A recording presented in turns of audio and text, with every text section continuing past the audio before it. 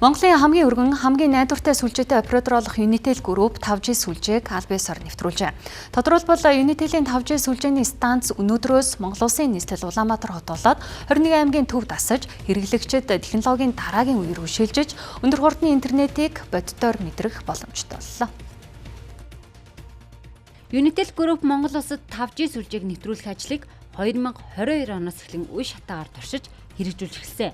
Харин өнөөдөр буюу 2025 оны 5 дугаар сарын 16-ны өдөр харилцаа холбооны зохицуулах хорооноос тусгай зөвшөөрлөө авч 5G сүлжээг аль биесээр хэрэглээнд нэвтрүүлж байна. 5G технологи нь хэрэглэгчдэд өмнөх үеэс хэд дахин өндөр хурдтай интернет, хоцролт бага, найдвартай сүлжээг санал болгохоос гадна боловсрол, эрүүл мэнд, технологи зэрэг олон салбарын хөгжилд бодиттой хувь нэмэр оруулах дараагийн технологийн үе юм а.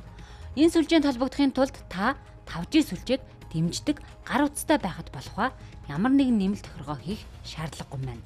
Сонирхолтой Unitel Group 2022 оны 8 дугаар сард Сүхбаатарын талбайд хамгийн анх 5G туршилтын станцыг асааж, улмаар 2023 оны 10 дугаар сард 21 аймгийн төвд дахин асааж тус амжилттай туршиж байжээ.